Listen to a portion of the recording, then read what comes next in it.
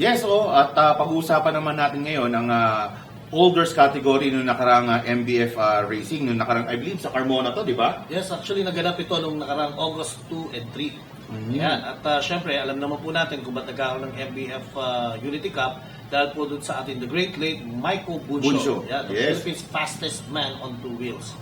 Yan. So, tingnan po natin kung ano ang mga edad, sino-sino ba itong mga kumarera na ito sa all girls category. So, check this out.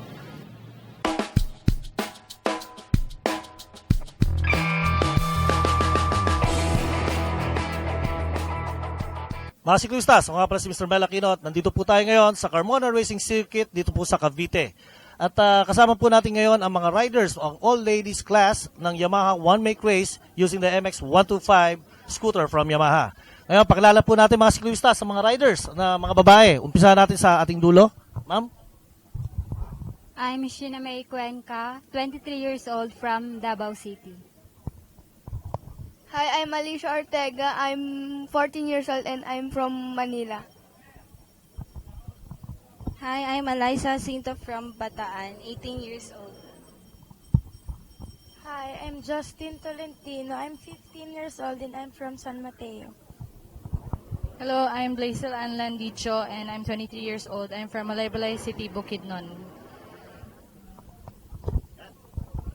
So mga siklistas, sa mundo ng karera na kung saan dinodominate ng mga lalaki, nagkaroon po ng kategory ang Yamaha para po sa mga babae naman. So medyo tanungin natin sila kung ano ang naisipan nila, bakit sila nag-race. Silang first timer dito, first timer. Okay, ano ang feeling mo sa unang sabak mo sa practice natin? Masaya. Masarap sa feeling. Medyo hindi ka ba natatakot? Hindi. Okay lang. So Alicia, ikaw yung nag-start ka nung kailan? Ilang years na ba or buwan ka nagsimula mag-race?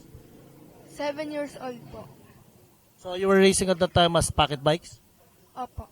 Okay, so Bethany, ikaw din. So ikaw medyo matagal na rin sa racing, ano? So mga ano na ba yung mga nakuha nating mga pwesto this year, 2015? Nakakuha po ako ng... Bumasa po ako ng IR Cup, second place sa 130cc automatic. And nung UBK po, third place po sa 130cc automatic din po. Okay, the rider from Davao. Saan ka sa Davao? Sa Tagum City po. So, is this your first race in Manila? Hindi po. Last year po ako nagsimula. Okay, so how many years na ka na nagre-race? Last year lang, no? So, ano na ba yung feeling ng medyo nasasali na kayo sa racetrack? Is this your first time na racetrack or first time sa racetrack? Ayun. Anong pagkakaiba ng road racing or street race dito sa circuit racing? Yung circuit racing po dito sa Carmona, sobrang saya po. Kasi malaki yung racetrack. Tapos sa road race po, technical. Okay, so mga siklista, pagkakaiba ho ng racetrack, gaya po ng sabi ni Sheena May, ang racetrack po kasi sa street kasi medyo made of mga kulay blue na sacks. So, ginaganap lang ito kadalasan sa mga parking lot. But this is the first time na yung Carmona Circuit, nakapaglaro sila dito na talagang makikita nila yung pagkakaiba. So, ma'am, ikaw naman po, how many years are you riding circuit racing? This year lang ako nag-race ng straight talaga. Last year walang race po. So, last race mo, kailan yung last race mo? Last race was Repsol Road Race nung July 16.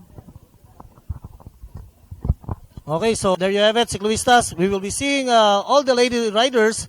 Nagsisimula pa lang sila pero malay natin, they will be battling with the boys. Kadalasan itong mga riders natin, katulad ni Alicia at ni Bethany, lumalaban na rin sa mga kategory ng mga lalaki. Pero tingnan po natin, one of these days, we will see them in podium. So mga Ciclistas, kita-kita tayo.